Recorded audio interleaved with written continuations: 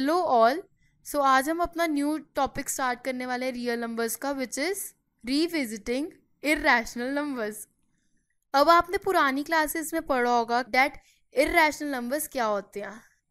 Numbers which cannot be expressed in the form of p by q, where p and q are integers and q is not equal to 0, इन्हें हम कहते हैं irrational numbers. आपने पढ़ा होगा कि जो भी प्राइम नंबर्स के अंडर रूट्स होते हैं, जैसे √2, √3, √5, ये सारे इर्रेशनल नंबर्स होते हैं। So in general √p is an irrational number where p is a prime number. So अब हम इस टॉपिक में प्रूव करेंगे दैट √2, √3, √5 आर इर्रेशनल। हमने ये तो पढ़ा हुआ है कि ये इर्रेशनल होते हैं, बट इन्हें प्रूव कैसे करेंगे। इसे प्रूव करने से पहले हम एक थ्योरम पढ़ेंगे जिसके बेसिस पे हम √2, √3 को इर्रेशनल नंबर्स प्रूव करेंगे। So the theorem says late p be a prime number. If p divides a square then p divides a, where a is a positive integer. So let's prove this theorem. Let the prime factorization of a be कि अगर हम a के prime factors निकाल ले तो suppose कि p1, p2 till pn हमारे a के प्राइम फैक्टर्स हैं। जैसे कि अगर हम 10 को लिखते हैं तो हम ऐसे लिखते हैं 2 × 5, सो 2, 5 हमारे प्राइम फैक्टर्स होते हैं। वैसे ही a को हम लिख रहे हैं in the form of prime factors. So अगर हम अब ए स्क्वायर के प्राइम फैक्टर्स निकालें, देन ए स्क्वायर के प्राइम फैक्टर्स निकालने के लिए हमें प्राइम फैक्टर्स का भी स्क्वायर करना पड़ेगा। सो हमारे पास ए स्क्वायर के प्राइम फैक्टर्स आए p1 square, p2 square till pn square. A के हमारे प्राइम फैक्टर्स थे p1, p2 and A square के हमारे पास हैं p1 square and p2 square. अब हमारे पास गिवन है that p divides A square. मतलब अगर ए स्क्वायर को p डिवाइड कर सकते तो p ए स्क्वायर का प्राइम फैक्टर है, और हमें पता है कि एक नंबर के यूनिक प्राइम फैक्टर्स होते हैं कि उनके प्राइम फैक्टर चेंज नहीं हो सकते। जैसे 10 का 2 एंड 5 है तो उसका 2 एंड 5 ही रहेगा। और जैसे हमें यहाँ पे पता है कि ए स्क्वायर के prime factors p1 square, p2 square, pn square है, तो मतलब जो p हमारा है it is one of the prime factors p1, p2 till pn। इनमें से कोई भी हमारा p हो सकता है। सो p1, p2, pn हमारे a के भी प्राइम फैक्टर्स हैं। सो इससे हम कंक्लूड कर सकते हैं कि p हमारा a का भी प्राइम फैक्टर है। और अगर कोई नंबर किसी चीज़ का प्राइम फैक्टर होता है, this implies p divides a। कि हमने इसमें क्या किया, हमने पहले एक नंबर लिया a, कोई भी पॉजिटिव इंटीजर, हमने उसकी प्राइम फैक्टराइजेशन करी जिसमें हमारे p1, p2 टिल pn हमारे प्राइम फैक्टर्स आए। फिर हमने जब नंबर को स्क्वायर किया, तो अगर हम नंबर को स्क्वायर करेंगे तो ऑब्वियसली उसके प्राइम फैक्टर्स भी स्क्वायर हो जाएंगे। सो हमारे ए स्क्वायर के प्राइम फैक्टर्स भी सेम ही आए p1, p2, pn, बट उनका स्क्वायर आ गया। हमें क्वेश्चन में गिवन था कि p डिवाइड्स ए स्क्वायर। अगर p ए स्क्वायर को डिवाइड करा मतलब p is a prime factor of A square.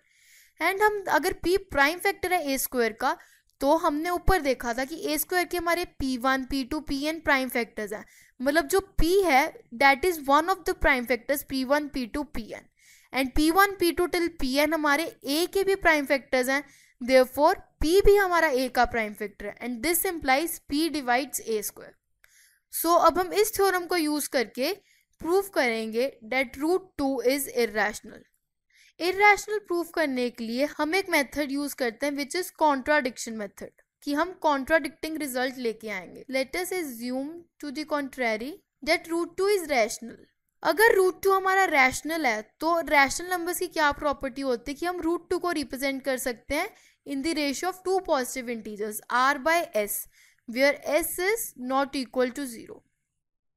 ठीक है, हमने √2 को रिप्रेजेंट कर दिया r/s में। बट जो हमारे r एंड s है, suppose they have a common factor other than 1, कि r एंड s हमारे कोप्राइम नहीं है। कोप्राइम मतलब जिनका कोई भी कॉमन फैक्टर नहीं होता। अगर हम उनको डिवाइड करेंगे r/s को, तो suppose will get √2 is equals to a/b। a/b हमारे आ रहे हैं, r/s को डिवाइड करके जब हम कॉमन फैक्टर निकाल देंगे r/s से, where a and b are coprimes, कि a एंड b का कोई भी कॉमन फैक्टर नहीं है other than 1। Therefore b√2 is equals to a, and अगर हम बोथ साइड्स पे स्क्वेयरिंग करें then will get 2b square is equals to a square. And by theorem जो हमने अभी पीछे पढ़ी है, इस इक्वेशन का मतलब है कि 2 डिवाइड्स ए स्क्वायर, कि अगर ए स्क्वायर को हम 2b स्क्वायर से रिप्रेजेंट कर रहे हैं तो मतलब हमारे ए स्क्वायर को 2 डिवाइड कर सकता है। एंड जो हमने थ्योरम अभी पीछे पढ़ी है कि अगर 2 हमारा ए स्क्वायर को डिवाइड कर सकता है तो 2 हमारा ए को भी डिवाइड कर सकता है। देयरफॉर 2 डिवाइड्स ए। अगर ए को 2 डिवाइड कर सकता है, देयरफॉर ए को हम रिप्रेजेंट कर सकते हैं by 2c, where c is any positive integer. For example जैसे 4 को हमारा 2 डिवाइड कर सकता है, सो हम 4 को ऐसे लिख सकते हैं 2 इंटू 2। सो ऐसे हमने a को लिख दिया है 2c। अब अगर हमने a को 2c लिख दिया है, squaring both sides will get a square is equals to 4c square. a square की सब्स्टिट्यूशन करते हैं from equation 1, will get 2b square is equals to 4c square and b square is equals to 2c square. From equation 2 we are getting that 2 divides b square, and जो theorem हमने ऊपर पढ़ी थी उससे हमारा result आता है that 2 divides b। So from equation 3 and 4 we are getting that 2 divides a and b both, but this contradicts the fact that a and b are co-prime। हमने ऊपर लिया था that a and b co-prime है, but यहाँ पे हमारा आ रहा है कि 2 जो है वो कॉमन फैक्टर है a and b का, तो ये कॉन्ट्राडिक्ट कर रहा है फैक्ट को कि a and b are co-prime। ये कॉन्ट्राडिक्ट इसलिए कर रहा है बिकॉज जो हमने स्टार्टिंग में एजम्पशन ली थी that root 2 is rational, that assumption is wrong. तो हमारा एंड में रिजल्ट आया कि जो हमारी एजम्पशन थी दैट रूट 2 इज रैशनल वो ही गलत है, तभी हमारा वो फैक्ट कॉन्ट्राडिक्ट हो रहा है कि A and B are coprime. Therefore we conclude that root 2 is irrational. So ऐसे हम रूट 2 को इरैशनल प्रूव करेंगे। सिमिलरली हम रूट 3 एंड रूट 5 को भी इरैशनल प्रूव कर सकते हैं। एक और क्वेश्चन करते हैं कंसेप्ट को क्लियर करने के लिए कि हमें प्रूव करना है दैट 3 रूट 2 इज इरैशनल। हम ये भी सेम मेथड से करेंगे बाय कॉन्ट्राडिक्शन मेथड। इसे स्टार्ट करते हैं। Assume that 3 root 2 is rational, so 3 root 2 can be represented as a by b where a and b are co-prime, so root 2 is equals to a by 3b, and हमने let किया that a b are integers and 3 is also integer, तो हमें पता है कि integers की ratio rational होती है, बट हमारी integers की रेशो इक्वल है रूट 2 के, बट हम प्रूफ कर चुके हैं that रूट 2 इज इरैशनल। सो कभी भी हमारा इरैशनल नंबर रैशनल के इक्वल नहीं हो सकता। सो हमारी जो एजम्पशन थी दैट 3 रूट 2 इज रैशनल वही गलत थी। Therefore we conclude that 3 root 2 is irrational.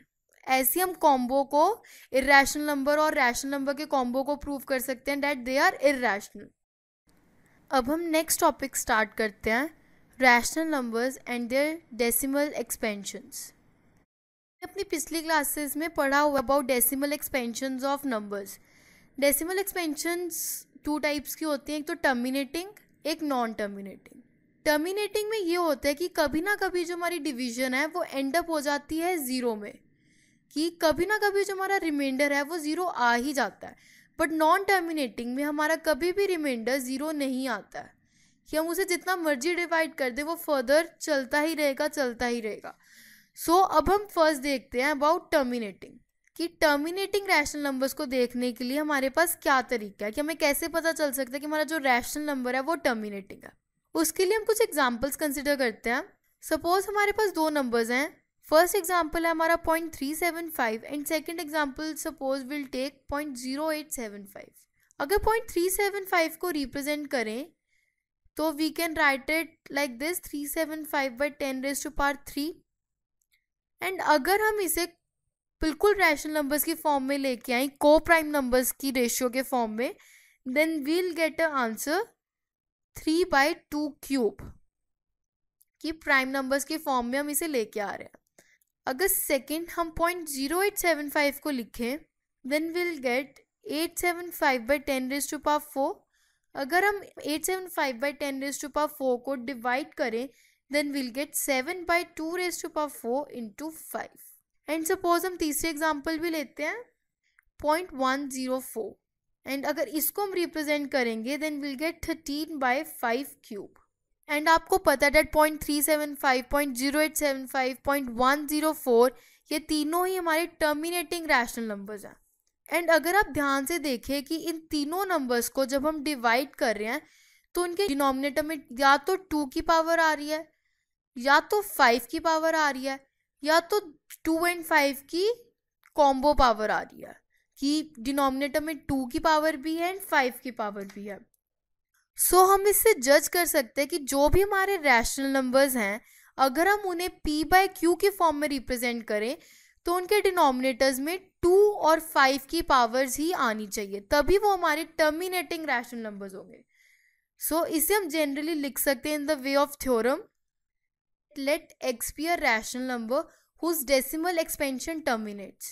Then x can be expressed in the form p/q where p and q are co-prime.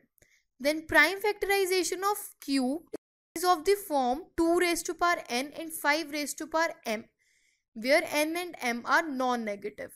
जैसे कि हमने ऊपर किया कि हमें 0.375 एक नंबर दिया हुआ रैशनल नंबर विच टर्मिनेट्स, जो हमें पता है, तो हम इसे रिप्रेजेंट कर सकते हैं इन द फॉर्म p/q। अगर हम इसे p/q की फॉर्म में रिप्रेजेंट करेंगे तो हमारा आंसर आएगा 3/2 क्यूब। सो जब हम डिनोमिनेटर की प्राइम फैक्टराइजेशन करेंगे then it will be in the form of 2 raised to power n and 5 raised to power m। जैसे यहाँ पे हमारा आ रहा है 2 raised to power 3 and 5 raised to power 0 कि हमारी 5 की कोई भी पावर नहीं है, and where m and n जो पावर्स है वो नॉन नेगेटिव होनी चाहिए। तो इसके बेसिस पे हम कह सकते हैं कि जो हमारा नंबर है डेट इज टर्मिनेटिंग। बट इसका उल्टा भी प्रूफ हो सकता है थ्योरम का कि हमारे पास एक नंबर गिवन है इन द फॉर्म p/q। सो हम इसे ऐसे रिप्रेजेंट कर सकते हैं 3/2 क्यूब, एंड अगर हम दोनों को 5 raised to power 3 से मल्टीप्लाई कर दें एंड डिवाइड कर दें then we'll get 375 over 10 raised to power 3 is equals to 0.375। तो इसका हमारा उल्टा भी प्रूव हो रहा है कि अगर हमारा कोई नंबर p/q की फॉर्म में है एंड उसका denominator 2 raised to power m and 5 raised to power n की फॉर्म में है देन जो हमारा वो नंबर है that is terminating rational number. So हम इसे भी जनरलाइज कर सकते हैं in the form of theorem. So our theorem says that let x is equals to p/q be a rational number such that prime factorization of q is the form of 2 raised to power n and 5 raised to power m where n and m are non-negative, then x has a decimal expansion which terminates। जैसे कि हमने ऊपर देखा कि हमें p/q की form में number दिया 3/8, सो हमने डिनोमिनेटर को रिप्रेजेंट किया इन the form of 2 raised to power m and 5 raised to power n, and जो हमारा फाइनल आंसर आया that is terminating rational number. So इससे हम जज कर सकते हैं कि हमारा कौन सा नंबर टर्मिनेटिंग है और कौन सा नॉन टर्मिनेटिंग है। अब हमने देखा था कि टर्मिनेटिंग रैशनल नंबर्स को हम कैसे जज कर सकते हैं। अब हम देखेंगे कि नॉन टर्मिनेटिंग रैशनल नंबर्स को हम कैसे जज कर सकते हैं। वो भी बिल्कुल इस थ्योरम का उल्टा ही है जैसे हमने इसमें किया था कि हमारे डिनोमिनेटर कि जो प्राइम फैक्टराइजेशन होती है that should be in the form of 2 and 5 prime factors. तो इसमें हमारा उल्टा है कि अगर हमारे डिनोमिनेटर की प्राइम फैक्टराइजेशन 2 and 5 की फॉर्म में नहीं है then it is a non terminating rational number. So इस थ्योरम के अकॉर्डिंग कि हमारा कोई भी रैशनल नंबर है p/q की फॉर्म में एंड अगर हम q को 2 and 5 के प्राइम फैक्टर्स की फॉर्म में नहीं रिप्रेजेंट कर सकते हैं then it is a non-terminating repeating rational number. For example, अगर हम 10 को 7 से डिवाइड करते हैं तो फर्स्ट ऑफ ऑल आप सबको पता है कि 7 को हम 2 और 5 की पावर्स में नहीं रिप्रेजेंट कर सकते हैं। सो एक कंडीशन हमारी यही रॉन्ग होगी कि डिनोमिनेटर को हम 2 and 5 की पावर में नहीं रिप्रेजेंट कर सकते, therefore it is non-terminating and repeating। अब रिपीटिंग का क्या मतलब हुआ कि जब हम 10 को 7 से डिवाइड करते हैं then we'll get answer 0.142 2857142 and it will be repeated again and again, कि कभी भी हमारा स्टॉप नहीं होगा किसी पोजीशन पे, कि 142857 हमारे आए, उसके बाद हमारा 1 से फिर से रिपीट होना स्टार्ट होगा. So this is a non terminating, कि खत्म नहीं हो रही है हमारी डिवीजन, एंड रिपीटिंग. सो ऐसे हम जज कर सकते हैं कि हमारे जो रैशनल नंबर्स हैं दैट आर टर्मिनेटिंग और नॉन टर्मिनेटिंग. सो इस पे हमारा चैप्टर खत्म होता है. नेक्स्ट चैप्टर हम नेक्स्ट लेक्चर में स्टार्ट करेंगे. Thank you.